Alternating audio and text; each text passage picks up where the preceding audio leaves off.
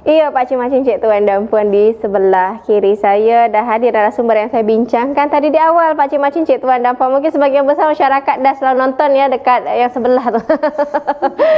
Pak Cimacin, Cik Tuan dan Puan, kenapa beliau saya hadirkan kemari? Karena saya nak mencongkel ilmu dari beliau ni. Kenapa? Lagi kenapa yang kedua ni? Karena semasa beliau ni menjabat sebagai Ketua Harian Masjid Agung Ar-Rahman, betul ya Pak Ustaz ya? Betul. Beliau telah berjaya membawa penghargaan dari pusat Sanada, iaitu penghargaan Masjid Bersejarah Inovatif. Kita nak tahu apa penghargaan ini sebetulnya dan untuk apa maknanya dan kenapa Masjid Ar-Rahman dikatakan bersejarah. Kerana Cik Tuan dan Puan usah jauh-jauh je lah. Kan saya seorang aja saya baru tahu. Baru tahu betul, minta maaf nih Pak Ustaz. Iya. Saya seorang je baru tahu kalau ternyata Masjid Ar-Rahman ni salah satu masjid yang bersejarah di Kota Pekanbaru ni. Kita nak tahu sejarahnya apa. Baik, mungkin Pak Ustaz ni Pak, nama lengkapnya Pak Ustaz Haji Dr. Haji Muhammad Asubli SHI, Mungkin boleh disapa dulu ni pemirsa Senandung Melayu ni Pak Ustaz.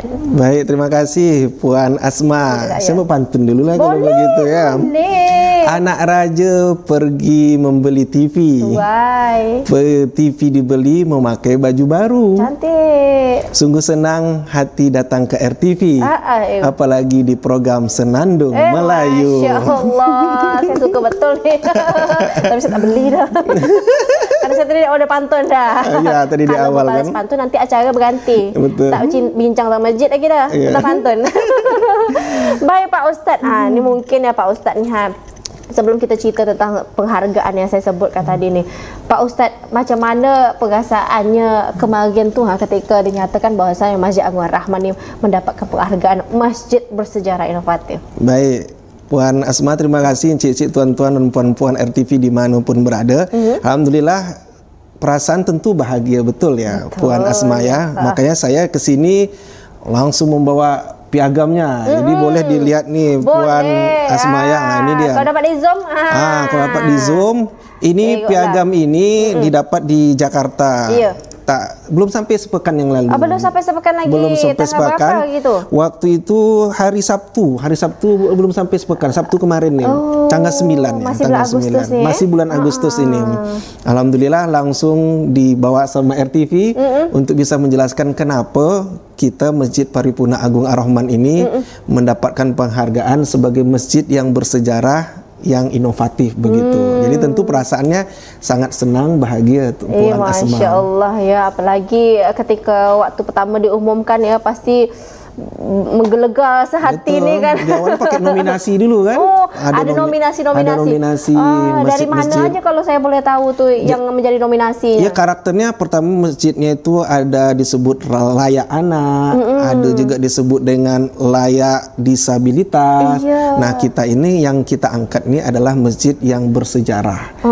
Bersejarah, tapi kita tidak lebih fokus ke monotonnya Puan, tapi kita lebih membuat masjid yang bersejarah ini lebih inovatif lagi. Iya. Dalam kamar sejarah tadi tetap ada berinovasi. Pak Ustaz ya. Sesuai dengan perkembangan zaman kita. Betul, ngikut perkembangan zaman. Betul. Apalagi zaman kini kan budak-budak tu kalau menengok bangunan-bangunan dah tua tu kadang-kadang abai aja.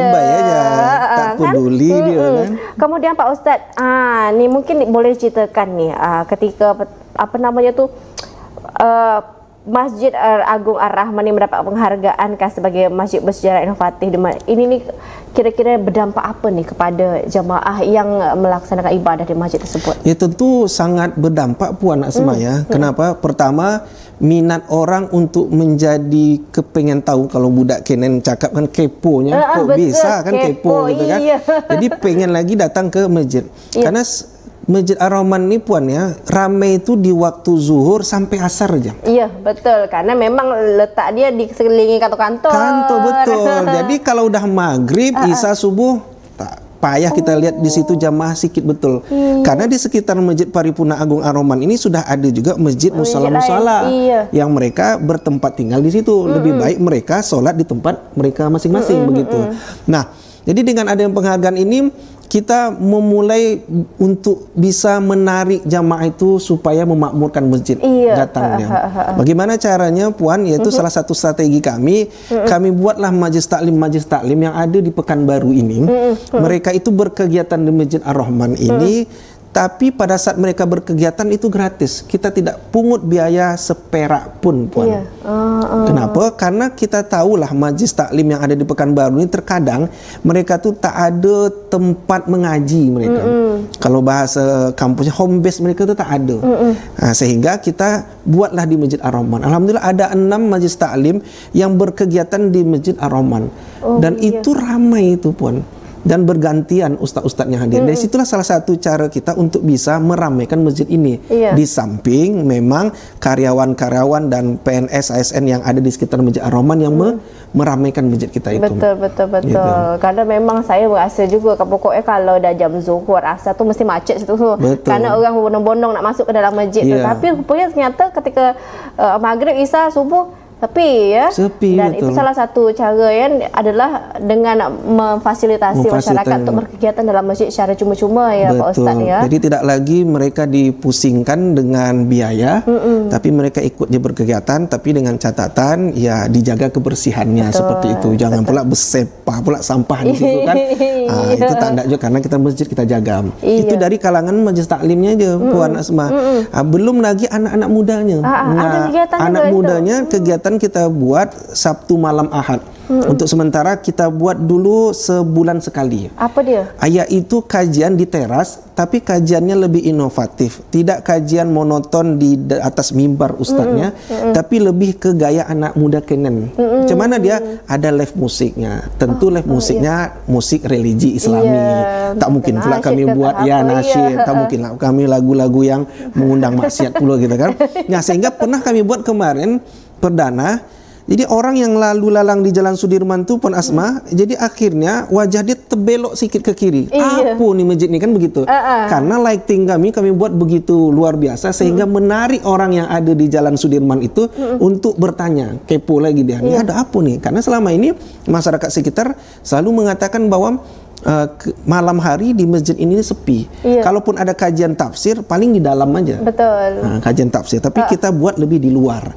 Ada live musiknya, kemudian pematerinya, pembicaranya ya tentu ustadz-ustadz yang lebih dekat dengan anak muda. Seperti itu. Nah, insya Allah akhir bulan ini kita buat, kita undang Kombes Wawan, Kepala BNN Kota Pekanbaru.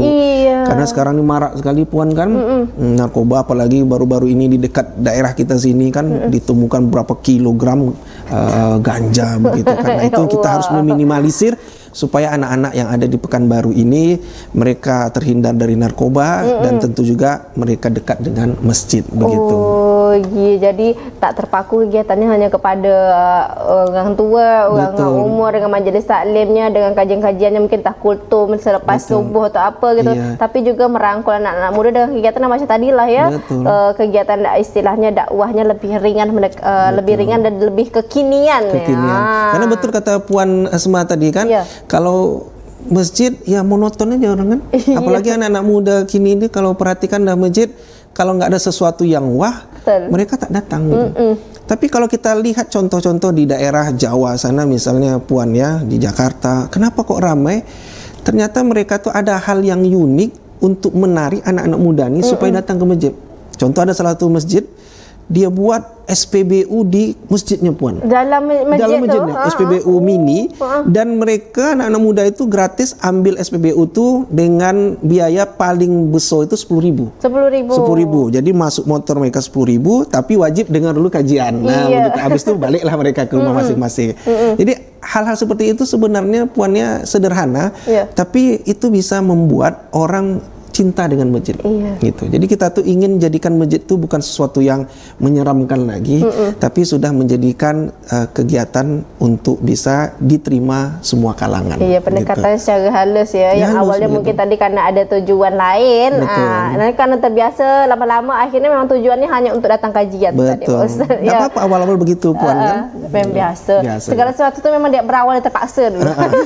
Lama-lama dia terbiasa. Betul. Kegiatan yang tadi Pak Ustaz katakan tadi itu apakah dah berapa bulan berjalan nih? Dan setiap minggu keberapa dilaksanakan? Ya, saya jadi pengurus baru bulan Februari kemarin, Puan Asma kan. Jadi 6 bulan ini. Jadi kegiatan-kegiatan ini pasca Ramadan atau Lebaran yang baru kami mulai hidupkan. Jadi kurang lebih sekitar 4 bulan belakangan ini mulai kita gaungkan. Udah mulai ramai kan? Udah mulai ramai. Kemudian kegiatan-kegiatannya itu di samping tadi kajian-kajian yang saya cakapkan, kami buat di Masjid Paripurna Agung Ar-Rahman itu Puan ada perpustakaan.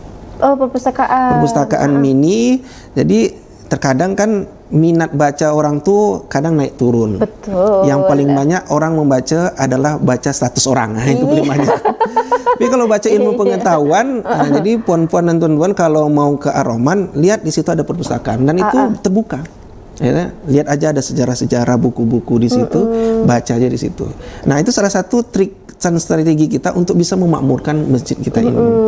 Kenapa? Karena orang kadang kan sambil menunggu azan, kadang kan duduk berbual-bual di samping ada kantin, apa salahnya datang untuk menambah literasi begitu. Jadi sambil menunggu daripada memenung tak jelas, scroll sosial media tak tahu arahnya, bagus datang ke perpustakaannya untuk santai. Kadang-kadang memang sambil membaca agak rasa tiba-tiba dah azan macam gitu Pak Ustaz ya. Okey. Nah, Pak Ustaz, penghargaan yang diterima oleh Masjid Paripurna Agung Ar-Rahman tadi adalah masjid bersejarah inovatif. Sebagai inilah ya, sebagai pemberitaan kepada masyarakat, sebetulnya sejarah apa yang sudah tercipta dari Masjid Ar-Rahman ini? Saya juga nak tahu nih. Betul Puan. Ya, banyak orang Pekanbaru yang dia tahu masjid bersejarah itu ada di Senapelan. Betul, Masjid Raya. Masjid Raya, Pasar Bawah. Memang betul itu sejarah karena di sebelahnya itu ada makam marhum Pekan, pendiri kota Pekanbaru yang dulu namanya Senapelan.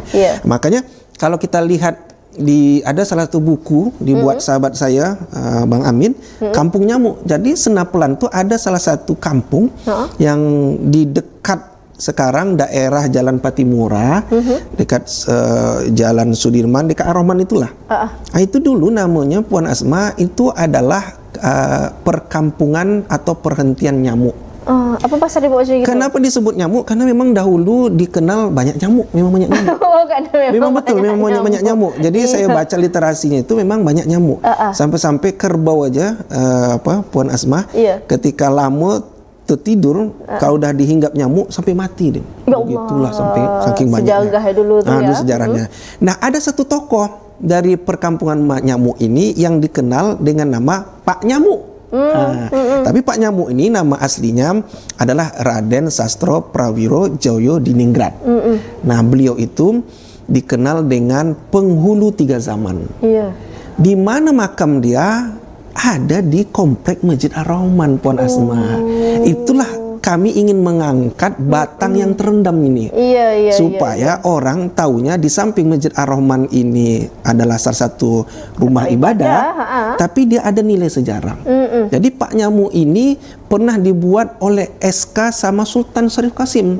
Dulu namanya Belsuit. Itu semacam surat keputusan. Diangkatlah Raden Sastro atau Pak Nyamuk ini sebagai penghulu tahun 1932, sebelum Indonesia merdeka. Berarti masjid tu sebelum Indonesia merdeka di tahun 1930-an tu dah ada. Betul, dah ada. Tahun 1927 direnovasi Masjid Senapelan, Masjid Raya kita tu. 3 tahun kemudian Masjid Ar-Rahman ternyata Puan Asma. Masjid Ar-Rahman lah direnovasi. Nah, karena dia kecil, lalu Mbah Nyamuk ini karena dia penghulu 3 zaman, zaman Hindia Belanda, zaman Jepang, zaman Indonesia merdeka. Jadi dia 3 zaman dilalui dia. Tentu dia banyak harta dia. Nah, harta dia yang banyak ini dia wakafkan tanahnya, salah satunya dibangunlah Masjid Ar-Rahman. Jadi luar biasa jasa yang dibuat oleh Pak Raden ini, Pak Nyamuk. Walaupun beliau dari asal Jawa, tapi kontribusinya dengan Masjid Ar-Rahman dan Kota Pekanbaru ini ada begitu. Baik. Nah, itulah sejarah yang harus kita angkat. Kita tahan sikit nih. Betul sejarahnya agak panjang sikit lagi nih, tapi tunggu satu dulu. Ada lagu nak putar dulu nih Pak Ustaz. Ya, kita saksikan. Itu dia Tanjung Katong, lagu lawas ya Pak Ustaz. Dia pasti tahu lah Tanjung Katong ni lawas betul. Baik, kita cerita lagi tentang Masjid Paripurna Agung Ar-Rahman yang menjadi masjid mendapat penghargaan masjid bersejarah yang inovatif dari pemerintah dari Jakarta, pemerintah pusat. NGO dia pun. NGO baik. Nah, kita cerita tadi tentang sejarah disampaikan tadi oleh Pak Ustadz Subli tadi, bahwasanya ternyata sejarahnya tuh cukup menarik ya. Cukup menarik, menjadi salah satu yang mungkin bisa dijadikan salah satu tempat orang menimba ilmu juga. Betul. Ya. Kalau boleh saya tahu dia Pak Ustadz Subli, sebetulnya kalau dikatakan sebagai masjid bersejarah, Masjid Ar-Rahman ni masjid yang keberapa di Kota Pekanbaru pada masa tu? Kalau saya baca buku Bang Amin, Puan Asma ya, Masjid Ar-Rahman ini masjid bersejarah di Pekanbaru nomor 2 setelah Masjid Senapelan. Nomor 2. Ya, yang ada di Senapelan, Masjid Raya kita tuh. Karena Masjid Raya itu dibangun 1927 Masehi, 3 tahun kemudian Masjid Ar-Rahman tepatnya tahun 1930 dibangunlah Masjid Ar-Rahman. Artinya sejarah sebelum Indonesia merdeka sudah ada Masjid Agung Ar-Rahman ini. Ada masjid tu ya, menjadi salah satu pusat penyebaran agama Islam juga di Kota Pekanbaru, Provinsi Riau lah. Padahal kalau zaman dulu tu masih hutan lagi kan. Masih hutan lagi, harimau masih lalu lalang di situ. Itu pasal mungkin banyak nyamuk tak? Makanya banyak nyamuk. Memang hutan luar biasa pada waktu itu, Puan Asma. Saya baca ceritanya begitu. Baik. Kemudian ni Pak Ustadz Subli ni mungkin boleh menceritakan inovasi-inovasi apa sejauh ini yang dah dilaksanakan ataupun dah dibuat oleh masjid sehingga masjid ini boleh meraih penghargaan tersebut.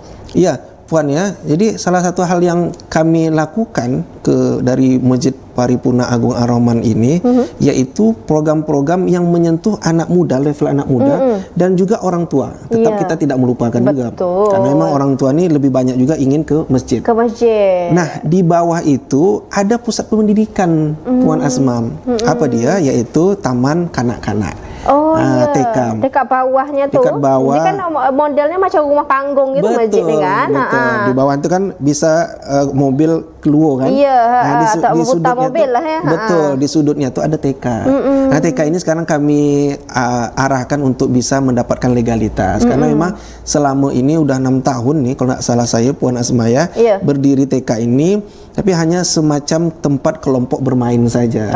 Nah, kami KB, ingin KB saja. Kenapa? Karena banyak orang tua di Pekanbaru ini ayah dan mak dia bekerja. Akhirnya bingung nak meletakkan anaknya kemana. Letakkan di baby sister, khawatir nanti macam fenomena yang sekarang dipukul lah segala macam kan. Maka tempat yang paling aman ada di masjid. Nah, tentunya di bawah ada namanya TK Madani Ar-Rahman. Nah, jadi program yang kita susun ini Puan Asma ya, memang dari kalangan TK sampai orang tua kita buat supaya masjid ini memang dirasakan untuk semua kalangan. Nah, anak muda tadi seperti ini kajian lebih fresh, ya kan? Ada live musiknya kita buat, tentu lagunya religi tadi kan. Nah, tapi kajian-kajiannya menyentuh juga supaya anak-anak muda nih ketika balik dari kajian ini ada yang dibawanya. Apa yang dibawanya? Nanti misalnya tema lebih fresh juga.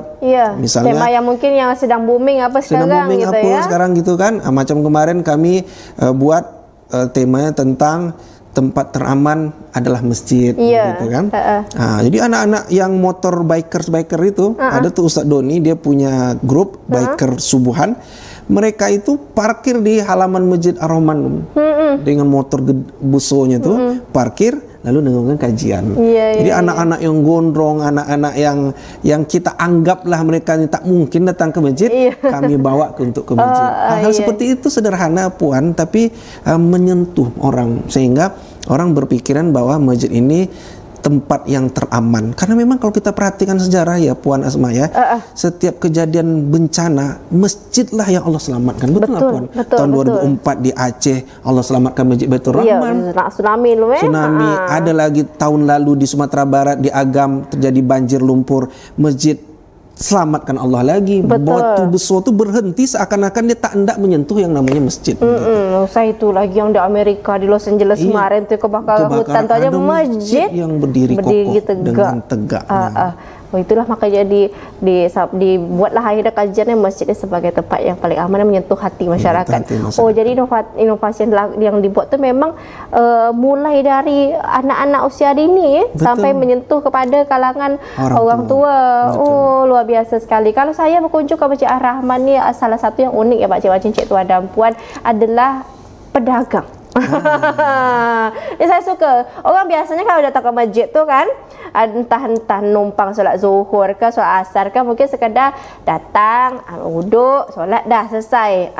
Kalau di Masjid Ar-Rahman ni spesial. Sambil kita menunggu pun ada, memang itu dirangkul atau macam mana nih Pak Ustaz? Jadi di Masjid Ar-Rahman itu ada kios-kios yang kita buatkan tempat khusus buat mereka.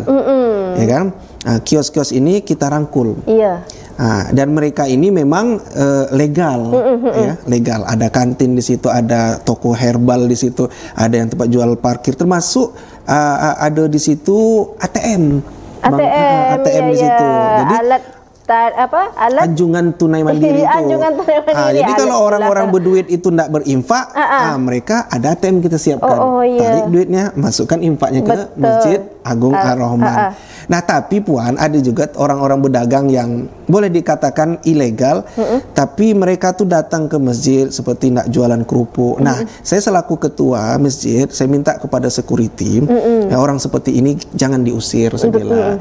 Biarkan saja dia berdagang, karena memang itulah salah satu mata pencarian dia.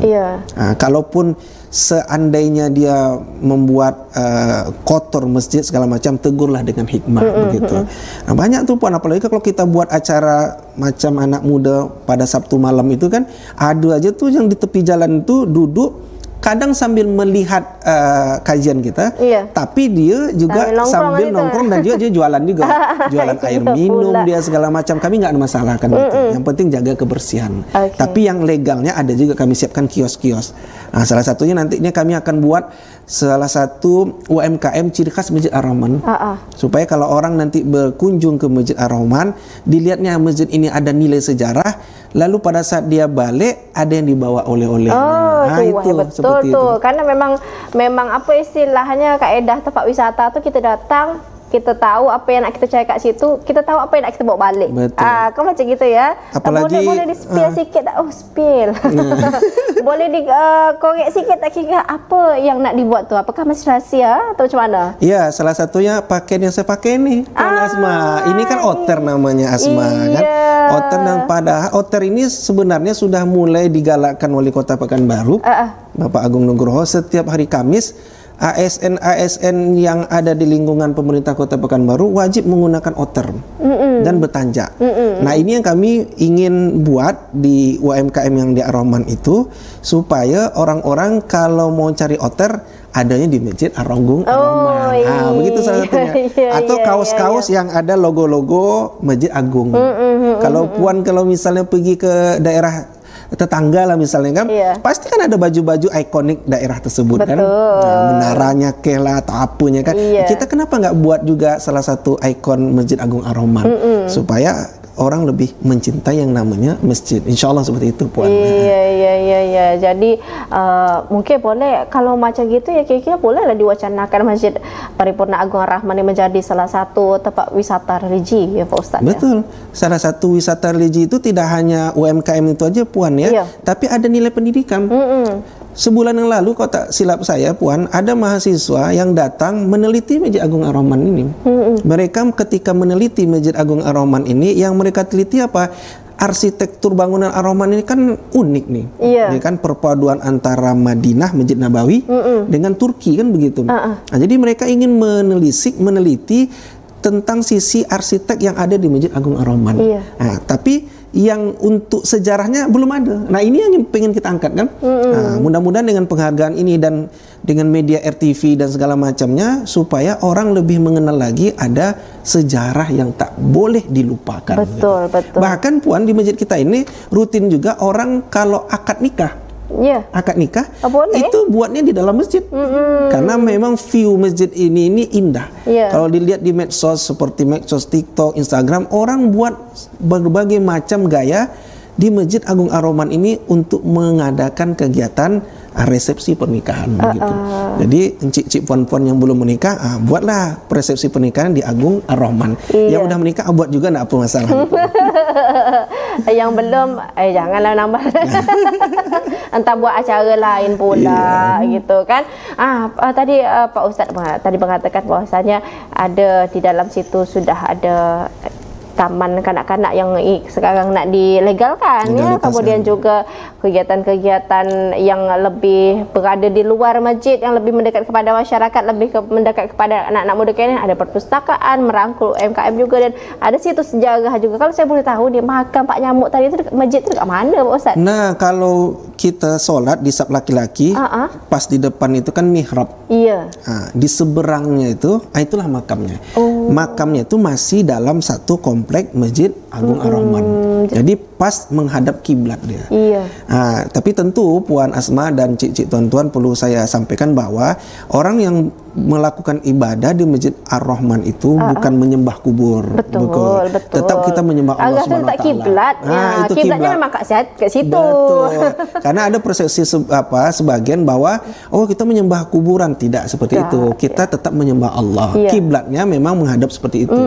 Di Masjid Nabawi saja Puan Asma, kalau cik-cik tuan-tuan pernah umroh atau haji, Raudhah itu tuh di sebelahnya kan makam Nabi Muhammad, Abu Bakar sama Umar, berpas-pasan malah kan gitu. Bukan berarti kita menyembah Nabi Muhammad, tidak. Tetap kita menyembah Allah.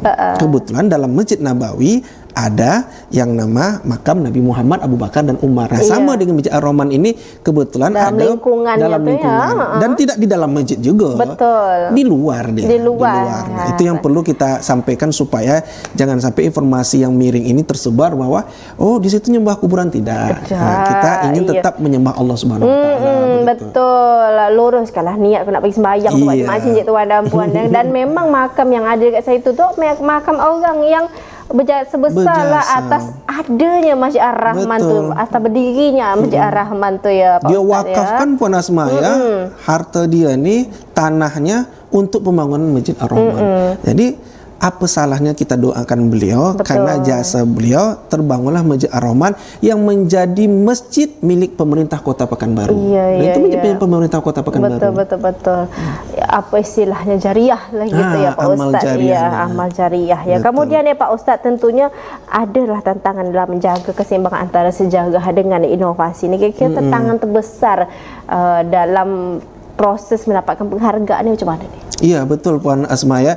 Kita mendapatkan penghargaan ini tentulah tidak mudah yang dibayangkan Puan ya. Kenapa? Karena banyak masjid-masjid di Indonesia ini yang punya karakteristik masing-masing.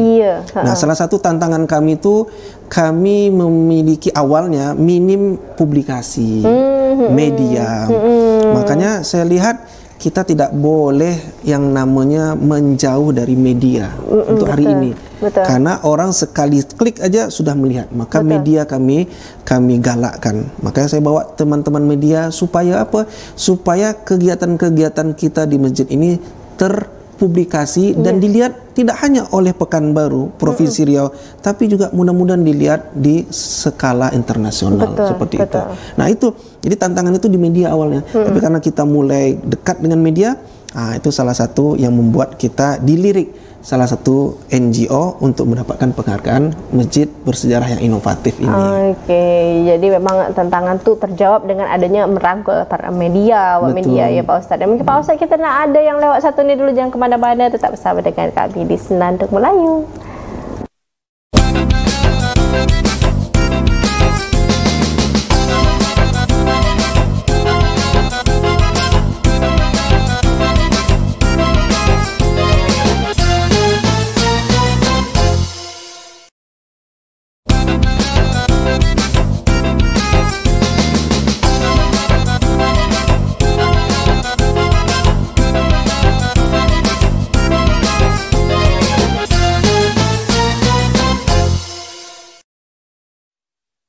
Baik, terima kasih pemirsa masih menyaksikan Senandung Melayu bersama dengan saya Puan Asma dan juga narasumber saya Pak Ustaz Subli. Pak Cik tuan apa kita nak bincang sikit lagi karena waktu dah sontok juga ya, waktu dah singkat betul nih Pak Ustaz. Dengan adanya penghargaan masjid bersejarah inovatif dari pemerintah nih, dari pusat dan Jakarta nih, kira-kira apakah bisa membuka peluang kerjasama kolaborasi dengan pemerintah, entah itu mungkin di instansi ataupun swasta?